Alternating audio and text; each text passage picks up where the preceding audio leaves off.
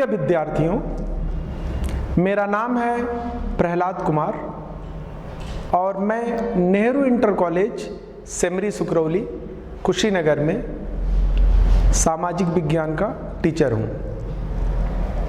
बच्चों, कक्षा 10 में सामाजिक विज्ञान की 4 पुस्तकें हैं। उसमें से एक है लोकतांत्रिक राजनीति या डेमोक्रेटिक पॉलिटिक्स। इस पुस्तक का पहला पाठ है सत्ता की साझेदारी या पावर शेयरिंग। तो बच्चों, तैयार हो जाइए लोकतंत्र के एक खूबसूरत यात्रा पर चलने के लिए। और हाँ, इस यात्रा में कई खूबसूरत पड़ाव भी हैं। कहते हैं लोकतंत्र में समूची सत्ता सरकार के किसी एक अंग में निहित नहीं है। सरकार के तीनों अंगों व्यवस्थापिका, कार्यपालिका और न्यायपालिका में सत्ता की साझेदारी लोकतंत्र की आत्मा है। इस संक्षिप्त पृष्ठभूमि में हम इस पाठ को शुरू करते हैं। सत्ता की साझेदारी पाठ को समझने के लिए सबसे पहले सत्ता और साझेदारी का अर्थ हम समझ लेते हैं। सत्ता, जिसे अंग्रेजी में हम पावर कहते हैं, सत्ता या अंग्रेजी में जिसे हम पावर कहते हैं, और दूसरा शब्द है साझेदारी। ये जो पाठ है, इसमें जिन बिंदुओं की हमको चर्चा करनी है वह बिंदु हैं अर्थ और औचित्य। दूसरा बिंदु है बेल्जियम और श्रीलंका। तीसरा है श्रीलंका का बहुसंख्यकवाद।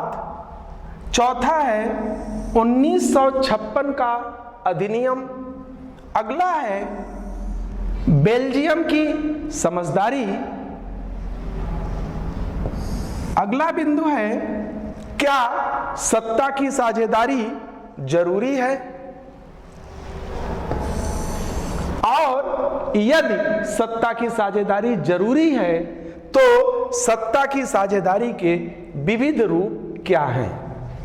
और पाठ के अंत में हम अभ्यास के प्रश्न देखेंगे। पाठ शुरू करते हैं बच्चों।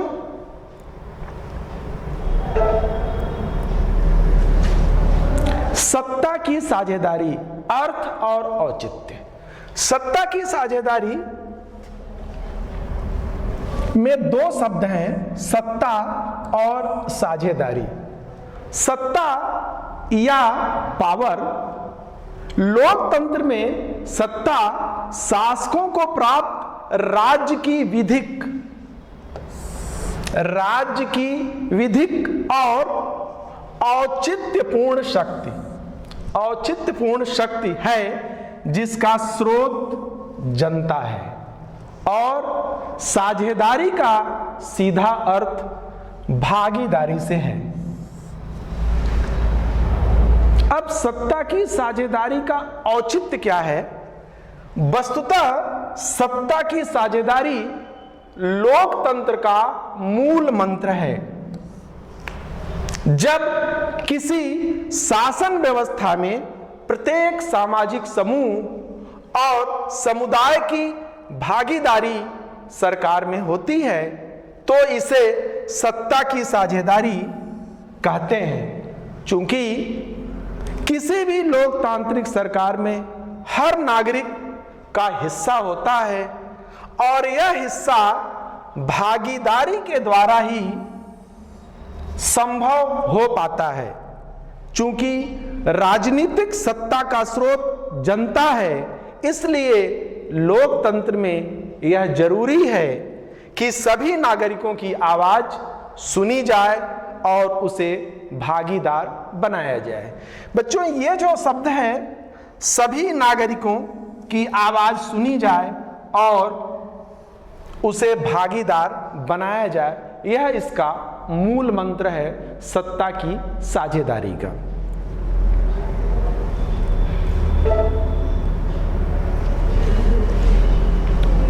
प्यारे बच्चों, प्रभुत्व स्थापित करना मानव का स्वभाव रहा है, लेकिन सभ्यता के नियमन के साथ जैसे ही इसका विकास होता गया, वैसे ही यह एक सुंदर पड़ाव पर पहुंचकर लोकतंत्र में रच बस गया।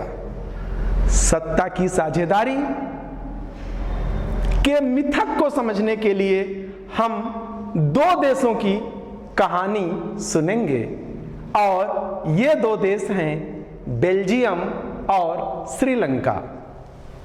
बेल्जियम यूरोप का एक छोटा सा देश है, हमारे हरियाणा से भी छोटा। बेल्जियम की सीमा फ्रांस, नीदरलैंड, जर्मनी और लक्समबर्ग से लगी हुई है, और बेल्जियम की आबादी है बच्चों 1 करोड़ लगभग। बेल्जियम की राजधानी है ब्रुसेल्स, और बेल्जियम की जो समस्या है वह भाषा की है। यहाँ की जातीय बुनावट बहुत जटिल है। बेल्जियम में डच भाषी 59%, फ्रेंच भाषी 40%, दोनों मिला दें तो 99 हुआ, शेष 1% जर्मन है। लेकिन ब्रुसेल्स जो बेल्जियम की राजधानी है, वहां स्थिति इसके ठीक उलट है। वहां ब्रुसेल्स में फ्रेंच भाषी 80% हैं और डच भाषी सिर्फ 20%। हालांकि बेल्जियम में डच भाषी बहुसंख्यक हैं और फ्रेंच भाषी अल्पसंख्यक, लेकिन फ्रेंच ताकतवर और समृद्ध हैं, जबकि डच हैं तो बहुसंख्यक लेकिन कमजोर और लाचार हैं। 1950 और 60 के दशक में फ्रेंच और डच के बीच तनाव शुरू हो गया, और इसका असर सबसे अधिक बेल्जियम की राजधानी ब्रुसेल्स में पड़ा। बेल्जियम की जो भाषाई बुनावट है उसको हम डोनट चार्ट के माध्यम से और अच्छे से समझ सकते हैं। यह डोनट चार्ट सामने, बेल्जियम जैसा मैंने पहले बताया कि बेल्जियम में डच भाषी बहुसंख्यक हैं और इनकी आबादी है 59% या 59%। फ्रेंच 40% हैं और शेष 1% जर्मन है। लेकिन बेल्जियम की राजधानी ब्रुसेल्स में स्थिति बेल्जियम से ठीक उल्टा है। अर्थात बच्चों, बेल्जियम में डच भाषी 59% हैं और फ्रेंच भाषी सिर्फ 40%। लेकिन बेल्जियम की राजधानी ब्रुसेल्स में स्थिति इसके ठीक उलट है। यहां डच भाषी सिर्फ 20% हैं, और यहां आप देखेंगे कि पूरे बेल्जियम में डच भाषी 59% है, पूरे बेल्जियम में। लेकिन राजधानी ब्रुसेल्स में इनका थोड़ा सा हिस्सा है। ये देखिए जो मस्टर्ड कलर से हम दिखा रहे हैं, सिर्फ 20%। यहां मस्टर्ड कलर में देखिए, यहां डच आधे से अधिक, लगभग ये आधे से अधिक 59%, और यहां राजधानी में ये मस्टर्ड कलर में दिख रहा है सिर्फ 20%, और इस फ्रेंच यहां 80% हैं राजधानी में। वे फ्रेंच जो पूरे बेल्जियम में सिर्फ 40% हैं, ये नीले रंग से हम देख रहे हैं इस डोनट चार्ट में। लेकिन ब्रुसेल्स में 40 के ठीक दूना 80% इनकी संख्या है। ये जातीय बुनावट है बेल्जियम में। अब बेल्जियम की तुलना हम एक दूसरे देश श्रीलंका से करते हैं। आइए बच्चों देखते हैं श्रीलंका में क्या स्थिति है।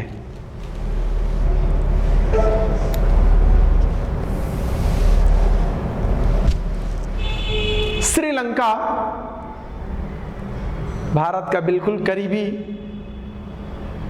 और श्रीलंका दक्षिण एशिया का एक छोटा सा देश है। श्रीलंका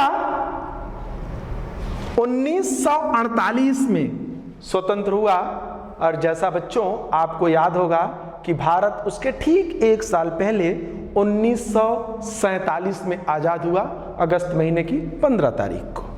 श्रीलंका की राजधानी है कोलंबो, बिल्कुल आपको याद होगा, और श्रीलंका की आबादी है लगभग 2 करोड़।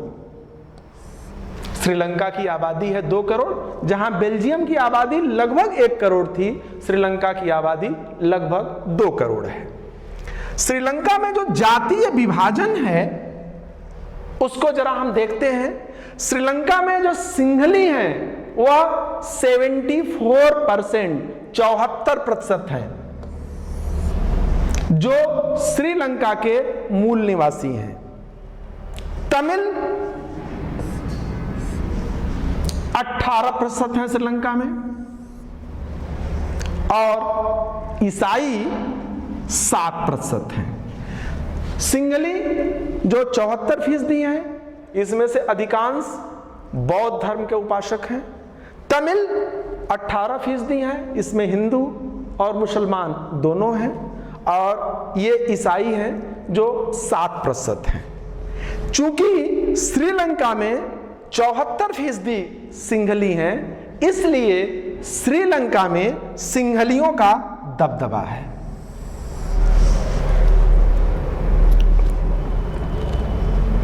अब ये जो श्रीलंका में जातीय बुनावट है, इस बुनावट को हम इस डोनट चार्ट के माध्यम से और बेहतर तरीके से आपके सामने रख सकते हैं। बच्चों ध्यान से आप देखें, श्रीलंका की जो जातीय संरचना है उसमें सिंहली, जैसा मैंने पहले बताया, 74%,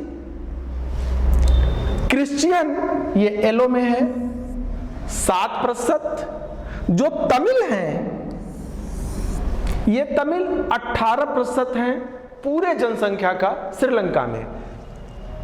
सिंहली 74% हैं जो श्रीलंका के मूल निवासी हैं।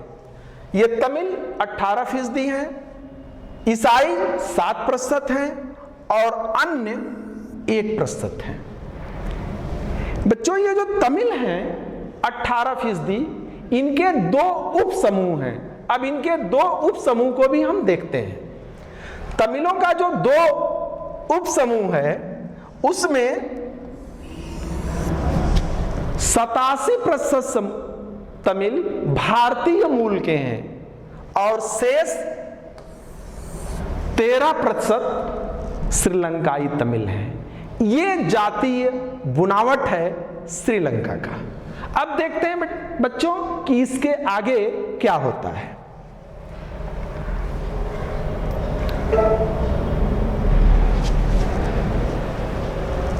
जैसा मैंने बताया कि श्रीलंका में सिंहलियों का दबदबा है।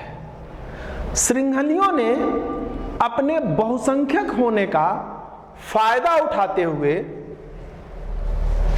1956 में एक कानून बनाया। इस कानून की जो खास बातें थी वह इस प्रकार थी। पहला, सिंहली एकमात्र राजभाषा होगी श्रीलंका में। दूसरी बात, सरकारी नौकरी में सिंहलियों को प्राथमिकता दी जाएगी। तीसरी बात, बौद्ध धर्म को संरक्षण दिया जाएगा। ये तीन बातें 1956 के कानून में पास की गई। सिंहलियों के दबाव में सरकार ने 1956 का कानून बनाया और ये तीन बातें उस कानून में बताई गई। अब ये जो तीन बातें थी कि सिंहली राजभाषा होगी, शिक्षा और नौकरी में उनको प्राथमिकता दिया जाएगा और बौद्ध धर्म का संरक्षण होगा। ये स्थिति जब तमिल सुने और देखे तो तमिलों के बीच नाराजगी बढ़ गई। तमिलों ने अपने नाराजगी को प्रकट करने के लिए एक नया मंच बनाया, एक नया प्लेटफॉर्म बनाया, अर्थात एक राजनीतिक पार्टी बनाई। और इस मंच से तमिलों ने दो मांगे रखी। पहला, तमिल को राजभाषा बनाया जाए। इसके पहले सिंहली राजभाषा हो चुकी है। सिंहलियों के ने बहुसंख्यक होने का फायदा उठाते हुए दबाव में राजभाषा घोषित करवा लिया 1956 के कानून के द्वारा।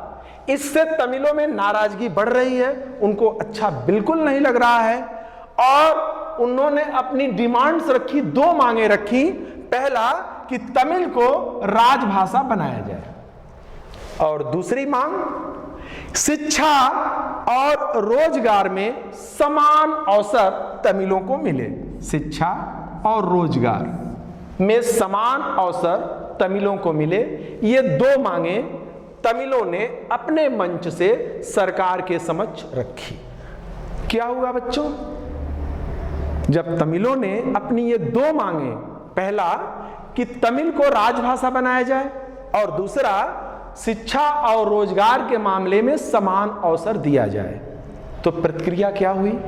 सरकार के समक्ष जब ये दो मांगे उन्होंने रखी, सरकार ने तमिलों के मांगों को अनसुना कर दिया।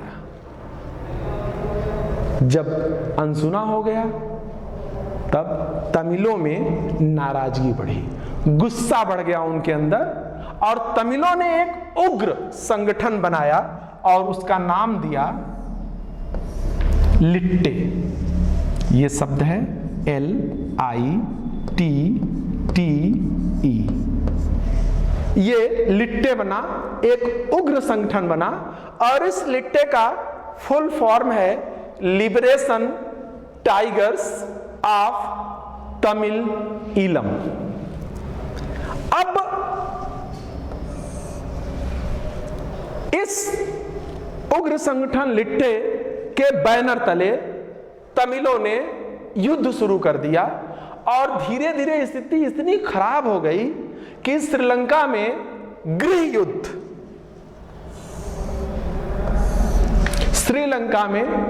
युद्ध शुरू हो गया। अब इसके बाद देखते हैं बेटा क्या होता है इसके आगे।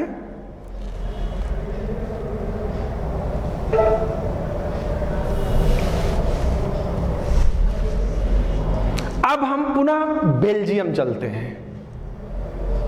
अब बेल्जियम में क्या होता है? बेल्जियम ने समझदारी दिखाई और बेल्जियम की जो सांस्कृतिक विविधता थी और क्षेत्रीय अंतर जो था उसको बेल्जियम ने स्वीकार कर लिया। क्षेत्रीय भिन्नता और सांस्कृतिक विविधता को स्वीकार कर लिया गया बेल्जियम में। 1970 और 93 के बीच बेल्जियम के संविधान में 4 संशोधन किए गए और इस संशोधनों का जो उद्देश्य था कि सबको बराबरी का हक दिया जाए और बेल्जियम में सभी मिलजुल कर रह सके। अब ये जो 4 खास बातें थीं 1970 से 93 के बीच संविधान में जो संशोधन किया गया उसकी जो 4 बातें थीं, पहली बात थी कि संविधान ने डच और फ्रेंच भाषी को केंद्र सरकार में बराबर भागीदारी दी, बराबर भागीदारी। दूसरी बात, केंद्र सरकार ने कई शक्तियां राज्यों को दे दी और साफ कर दिया कि राज्य सरकारें केंद्र सरकार की मातहत नहीं हैं, केंद्र सरकार की मातहत नहीं है। तीसरी बात, राजधानी ब्रुसेल्स में अलग सरकार बनी जिसमें दोनों समुदायों, कौन कौन दोनों समुदाय थे? डच और फ्रेंच दोनों समुदायों को बराबर भागीदारी दी गई। और चौथी बात, सामुदायिक सरकार जिसे हम कहते हैं कम्युनिटी गवर्नमेंट का गठन किया गया बेल्जियम में। वैसे देखने से ये मॉडल, जिसे बाद में बेल्जियम का मॉडल कहा गया, देखने से थोड़ा कठिन और थोड़ा जटिल जरूर लगता है, लेकिन बच्चों बेल्जियम ने इन संशोधनों के द्वारा बड़ी सफाई से देश की एकता और अखंडता को डूबने से बचा लिया।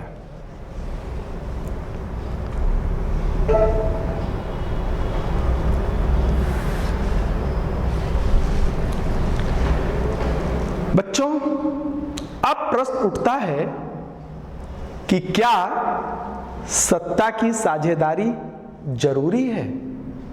दो उदाहरण आपके सामने रखे गए। पहला उदाहरण था बेल्जियम में। बेल्जियम ने सत्ता को बांटा, सत्ता में लोगों को भागीदार बनाया और उसका परिणाम आपने देखा कि वहां की एकता बनी रही। श्रीलंका ऐसा नहीं कर पाया, फलतः श्रीलंका को भयंकर गृह युद्ध का सामना करना पड़ा। तो यह स्वाभाविक प्रश्न है कि क्या सत्ता की साझेदारी जरूरी है? यह महत्वपूर्ण प्रश्न है।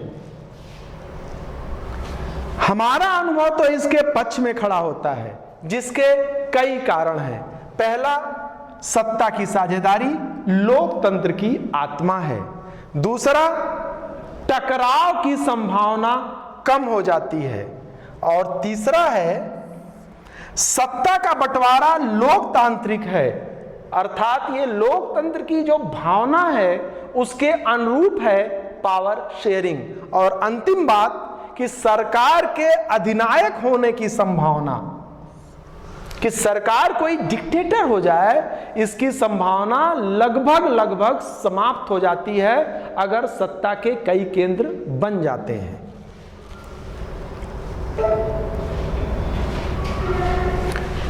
अब बच्चों ये प्रश्न है कि यदि सत्ता की साझेदारी जरूरी है तो इसको क्या इसके रूप हो सकते हैं, क्या इसका स्वरूप हो सकता है, कैसे इसको बांटा जा सकता है, हम पावर को कैसे बांट सकते हैं? अर्थात मुख्य प्रश्न है कि सत्ता के साझेदारी के रूप क्या हैं।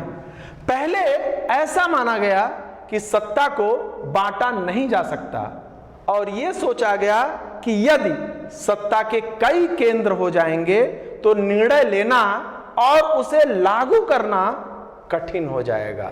लेकिन बाद में यह महसूस किया गया कि ऐसा नहीं है। लोकतंत्र में सत्ता को यकीनन बांटा जाना चाहिए। आधुनिक लोकतंत्र में सत्ता की साझेदारी के कई रूप हैं जो निम्नलिखित हैं। पहला, सत्ता सरकार के अंग। मैंने पहले बताया सरकार के 3 अंग होते हैं, व्यवस्थापिका, कार्यपालिका और न्यायपालिका। तो सत्ता सरकार के ये जो 3 अंग हैं इसके बीच बांटा जा सकता है। इसे सत्ता का क्षैतिज बंटवारा कहते हैं। इसमें दुरुपयोग की कोई गुंजाइश नहीं रहती है। दूसरा रूप हो सकता है कि सरकार के विभिन्न स्तर, जो केंद्र सरकार है, फिर राज्य सरकार है, और सबसे नीचे जो स्थानीय स्वशासन है, लोकल सेल्फ गवर्नमेंट है, उसके बीच भी सत्ता को बांटा जा सकता है।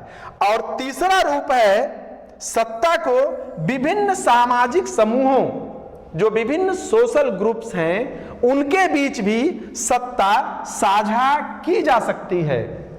बेल्जियम की सामुदायिक सरकार इसका सुंदर उदाहरण है। हमारे देश भारत में संविधान में भी इस भावना को पूरा करने के लिए संविधान निर्माताओं ने वंचितों और सामाजिक रूप से पिछड़े वर्गों के लिए संसद और विधानसभाओं में कुछ सीटें आरक्षित की हैं।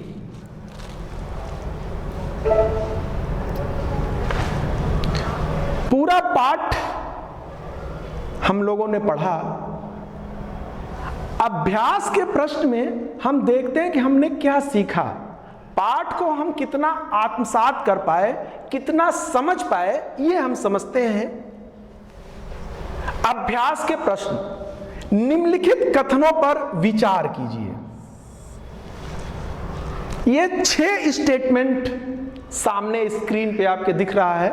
पहला स्टेटमेंट है, दूसरा, तीसरा, चौथा, पांचवा और छठा, सारे जो कथन हैं या तो वह सत्य हैं या असत्य हैं, अर्थात हाँ है या ना है। हम स्टेटमेंट पढ़ रहे हैं और जो पूरी कक्षा आपके सामने खड़ी की गई है उसके आधार पे इसका उत्तर सोचिए और अपनी उत्तर पुस्तिका में लिखिए। सत्ता की साझेदारी देश की एकता को कमजोर करती है, हाँ या ना। दूसरा स्टेटमेंट है, दूसरा कथन है, सत्ता की साझेदारी विभिन्न समुदायों के बीच टकराव बढ़ा देती है, हाँ या नहीं। तीसरा, बेल्जियम में डच भाषी बहुसंख्यकों ने फ्रेंच भाषी अल्पसंख्यकों पर अपना प्रभुत्व जमाने का प्रयास किया, हाँ या नहीं। चौथा कथन है, सत्ता की साझेदारी विविधताओं को समेट लेती है, हाँ या नहीं। पांचवा स्टेटमेंट है, श्रीलंका में सरकार की नीतियों ने सिंहली भाषी बहुसंख्यकों का प्रभुत्व बनाए रखने का प्रयास किया, हाँ या नहीं। और अंतिम कथन है, गठबंधन सरकार, आप अखबारों में, टेलीविजन में सुनते होंगे, गठबंधन सरकार में कई दलों के बीच सत्ता की साझेदारी होती है, हाँ या नहीं। बच्चों, इन कथनों पे विचार करिए और इसके उत्तर अपनी उत्तर पुस्तिका में लिखिए। हमने एक विस्तृत उत्तरीय प्रश्न भी आपके सामने हम रख रहे हैं। आधुनिक लोकतांत्रिक व्यवस्थाओं में सत्ता की साझेदारी के तरीकों की व्याख्या कीजिए। आधुनिक लोकतांत्रिक व्यवस्थाओं में सत्ता की साझेदारी के तरीकों या रूपों की व्याख्या कीजिए।